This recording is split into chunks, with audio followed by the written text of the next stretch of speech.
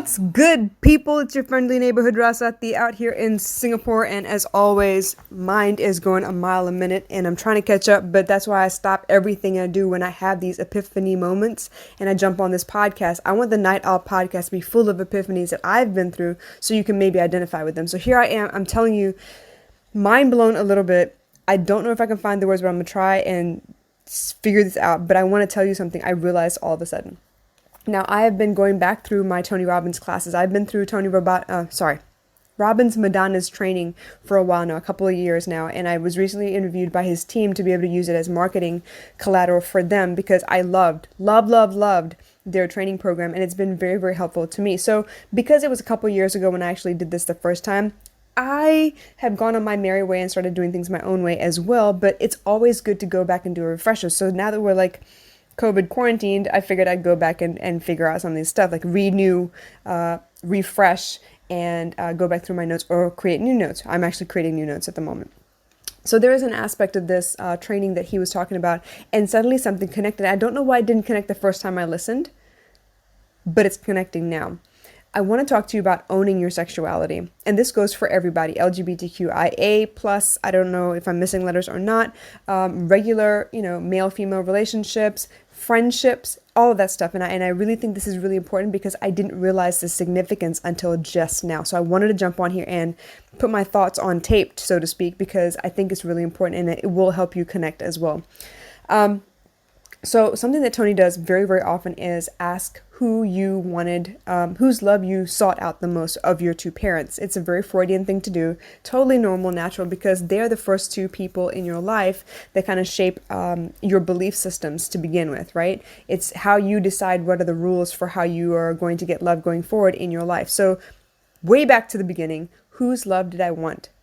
Badly. And honestly speaking, it's both my mom and my dad. Now, the kind of upbringing I had, I was very distant from both of them. At first, it was physically distant because my mom and dad lived in London. I lived in Singapore with my grandparents. Once I actually moved in with them, it was an adjustment period, and I had to kind of figure out what the rules were and how I could manage and stuff. And actually, that's when I started lying because I didn't understand the rules, and rather than get in trouble, I figured I could lie my way out of it and maybe avoid punishment altogether because my mom was a lot more strict than my grandparents were. Anyway, that's all aside. The point being that Tony, when he was talking just now, was like, okay, well, whose love were you seeking? Like actively seeking? And honestly speaking, it's my mom and my dad. But if I want to be really fully open about this, it's actually my dad. Because my dad wasn't in the picture that often, and I sought his approval. And in a way, I still do seek his approval. I would like for him to be proud of me, but right now I'm not going to go out and ask him for any of that because I've lived so long without this that I don't think it's a good, healthy situation for me to go ask him right now. So I'm letting it be, but eventually, if it happens, great, but if it doesn't, that's okay too. I'm managing. But if I go back to the beginning, right, those are the two people that I actually sought the most approval from. And the next question that Tony usually asks is, okay, let's say I wanted my mom's approval. What did you have to be in order to get your mom's approval? For me personally, I had to be obedient and I had to be quiet to a degree. I couldn't be outspoken. I couldn't say the things that are on my mind. I had to just kind of go with the flow and do what I was told. She needed me to do what I was told in order for me not to get in trouble. And a lot of times, that's not what I did because I had my own ideas about how things should be done or how things could be done. And I just didn't deal very well with a lot of instruction all the time. There's a lot of instructions all the time. And I try really hard not to do that to my own daughter, but I hear my mom come out of my voice, out of my mouth sometimes when I'm dealing with Gaia as well. So I wanted my mom's approval. Who did I have to be? I had to be obedient and I had to be quiet, which means who could I not be? I could not be myself. I am outspoken. I'm not extroverted, but I am outspoken. If I see something wrong, I'm going to tell you, hey, I don't think that's right. There's got to be a better way. I want to discuss. I want to talk to you about things. And she's not a talker. She's one of those, I tell you to do it, you do it because it's out of respect for me. She's a duty-bound person, and that's very, very cool, except that that's not the way I'm built. That's not the way I was programmed. So we had a lot of clashes, right?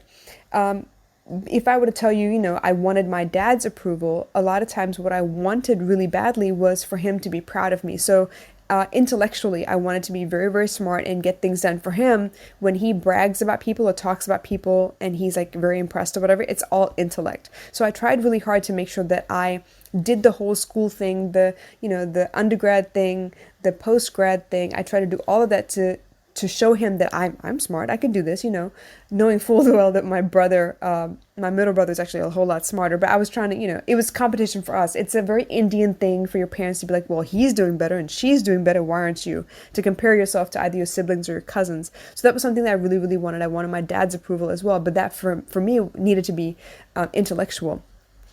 But in the course of all of these things, I'm thinking about who I could not be. Growing up as a teenager, I was not allowed to explore my sexuality, as in be more feminine. As much as my mom wanted to dress me up in frills and stuff, I don't consider that very feminine. It's just, very, very covered because all the frills means it's more layers of clothing. But I didn't enjoy that. I needed the freedom to move. I wanted to be a little less restricted. I don't like being told how I need to look. I don't like having my hair pinned up all the time. I don't know. I guess I'm weird that way. I just didn't enjoy those kinds of restrictions. So when it came to my mom and exploring my sexuality, it was not a place where I could actually learn what my own limits were. There were so many limitations put on me as far as what I was allowed to wear, how I was allowed to dress, whether it was revealing or fitted or too short, whatever. It was a lot of rules that I needed to adhere to be able to avoid getting in trouble with her, but then kind of do what I needed to do for me.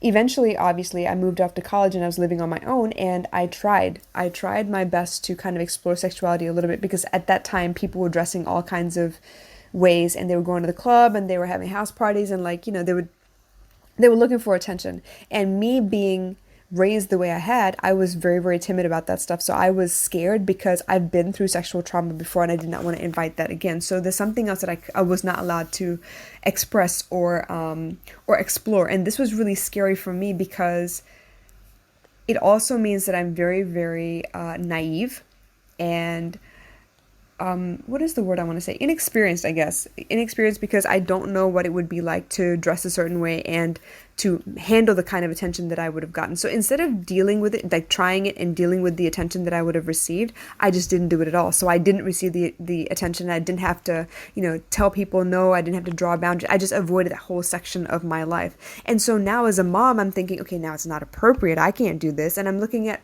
some of these celebrities and the way they dress and the way they present themselves, and I'm thinking, I kind of low-key hate them because how could they do this? It's not very motherly. But on the other extreme, I'm like, well, fuck it. I'm jealous because I want to do that stuff and I want to be, adored a little bit. I want people to look at me like, wow, she really takes care of her body and she is quite attractive or whatever. She looks like she's fit, that kind of stuff. But because I've denied this aspect of myself for so long, I didn't realize it's something that I crave, and it's something that I have a tough time reconciling when it comes to relationships. If I am in a relationship and there is a lack of attention, I kind of wonder sometimes if I'm not good enough, if I'm suddenly not the object of your affection, or, I don't hold your interest very well because someone may be more voluptuous than me or someone may be more revealing than me. And I get this, this complex comes over me where I feel like I'm not enough. So when it comes to owning my sexuality, I wonder if, having been so restricted growing up, having had to deny this aspect of myself for so long, if I have created a problem. Obviously, this is my journey. I have to own it. But I wonder what I would have been like if I had done the other extreme, if I had gone the other way and explored all of that and tried all of that. Obviously, I would have gotten in tons of trouble. But at least I'd be able to manage the attention or know what to do in those situations. Because now it's like I'm at a loss a little bit. I'm a little... what is the word I want to say? Inexperienced. The word is inexperienced. I've never experienced it before, so I don't know how to handle it, and it scares me a little bit, so I still tend to shy away from it. But honestly, what I want more than anything else is to be able to conquer this aspect of myself as well. So these are the things that I remember when I have to dig back into my own relationships and my own past. Who was I trying to please? Who did I have to be in order to please them? Who could I never be if I wanted to please them? Like, what parts of me did I need to deny in order for me to just get along and go along and make it to the next day, basically? So These are very, very interesting questions. And if you want to explore more of that with me, please, by all means, direct message me. Let's set a time and a date we can sit down and talk. But in the meantime, I want you to go back and look at what it is that may have shaped who you are today. A lot of times, what I'm realizing as I go back through these classes is that as much as I denied this aspect of myself, I am seeking it in the relationships that are around me as well. I tend to find people or identify with people who have what I don't have. Because when I'm with them, because they have that aspect, maybe they're a little more outgoing than I am. Maybe they're musically inclined or they're very, very skilled at something that I'm not so good at. I'm attracted to those people because it gives me a chance to explore that aspect of myself. It becomes a safe place for that one aspect of myself. And so I get to open up and try and experience and see if I can't master that aspect of me in a safe environment, because that person already has that. They're already a master of that, right? So something to consider, something to kind of explore on your own as well. And it will explain a lot of why you're attracted to certain people. For the longest time, I thought that, I had just had bad luck with men and I was always with people who were emotionally unavailable. But it turns out that because I don't have to open up that much, emotionally unavailable works for me, because I get to stay in that safe space where you don't really get to know me that much. I'm going to spend all my energy getting to know you and I will take care of you, but I'm not going to open up because I want you to ask me to open up. So it's a safe thing, which I will complain about later, but I'm choosing this because it's safe to begin with. So these are the things that kind of pop up as I go through and I talk to people and I talk to clients. Those aha moments really, really do help you put the pieces together and help yourself understand why things are the way that they are. And once you can name where the problems are, it becomes that much easier to be able to put things in place where you can avoid making the same mistakes over and over, or you can safely venture out and try something new without being fearful all the time of what could and might not be, what the outcome might end up being. So with that being said, it was a big epiphany. I had to put it on tape. I can't explain it, but I'm hoping it helped you guys to hear it as well. Something to consider. You want more questions? You want some advice, or you want me to guide you specifically to your specific situation, please DM me. But otherwise, if it's a generic question, I'd be happy to help. Drop them in the comments below and I will get to you as soon as I can. All right, you guys, love you. Bye.